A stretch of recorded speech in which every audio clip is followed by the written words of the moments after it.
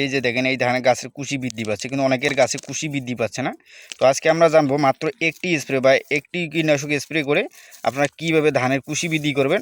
এই একটি কীটনাশক যদি আপনারা স্প্রে করতে পারেন তাহলে কিন্তু আপনারা ধানের পর্যাপ্ত কুশি আনতে পারবেন, পাশাপাশি আপনার গাছগুলোর পরবর্তী ফলন বৃদ্ধি করতে পারবেন। তো আসসালামু আলাইকুম বন্ধুরা, আজকে আমরা জানবো যে ধান গাছের কুশি বৃদ্ধি করতে আপনারা কী প্রয়োগ করবেন বা কী প্রয়োগ করে আপনারা ধানের কুশি বৃদ্ধি করবেন। তো বিস্তারিত জানার জন্য ভিডিওটি শেষ পর্যন্ত দেখবেন এবং যারা নতুন ভিউয়ার আছেন তারা অবশ্যই আমাদের চ্যানেলটি সাবস্ক্রাইব করে দেবেন। তো বন্ধুরা, আমরা ধানের কুশি বৃদ্ধি করার জন্য প্রথমত যেটা করি সেটা হচ্ছে যে আমরা ধান লাগানোর 10 থেকে 15 দিন পর, মানে 10 থেকে 15 দিনের মধ্যে আমরা কিন্তু প্রথম চাপান সার প্রয়োগ করি। তো এই চাপান সার প্রয়োগের পর আমরা কিন্তু ধান খেতে নিড়ানি দিই বা মানে ধান খেত পরিষ্কার করি।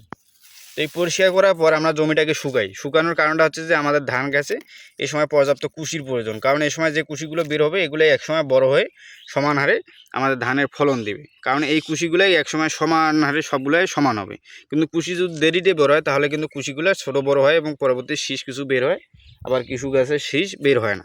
তো অবশ্যই আমাদের কুশি বৃদ্ধি করার জন্য আমরা এই যে প্রথম চাপান সারটা এবং জমি শুকানোটা খুবই জরুরি। কিন্তু অনেক জমিতে আর কি সার প্রয়োগ বা চাপান সার বা নিড়ানি দেওয়ার পরও মানে এইভাবে কুশি বৃদ্ধি পাচ্ছে না। এই যে গাছটা দেখেন, এই গাছের কতগুলো কুশি হচ্ছে, এই যেগুলো কিন্তু সব নতুন কুশি, এই যেগুলো সব নতুন কুশি।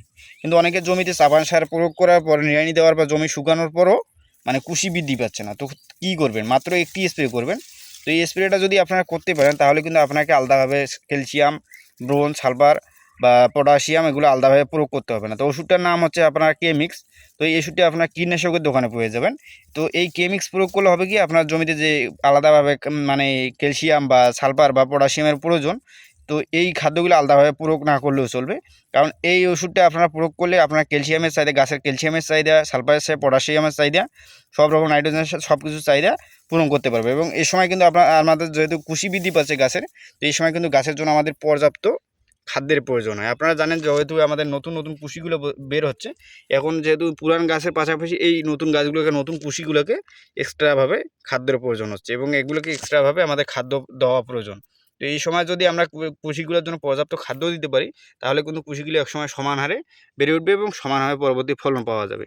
তো এই জন্য আপনাকে যারা আর কি অনেক রকমের সার প্রয়োগ করেও আর কি কুশি বৃদ্ধি করতে পারতেছেন না, তো জমির কী খাদ্য প্রয়োজন সেটা বুঝতে পারতেছেন না, তারা অবশ্যই এই কেমিক্সটা প্রয়োগ করে দিতে পারেন। তো এই কেমিক্স যদি আপনার প্রথম চাপান সার প্রয়োগের পর দেখতেছেন যে হচ্ছে না, তখনই কিন্তু এই কেমিস্ট্রি আপনার প্রয়োগ করে দেবেন। তাহলে আপনার জমিতে খাদ্যের চাহিদাটা পূরণ হবে, পাশাপাশি আপনার যে কুশিগুলো বৃদ্ধি করার কথা সেই কুশিগুলো দ্রুত বৃদ্ধি পাবে।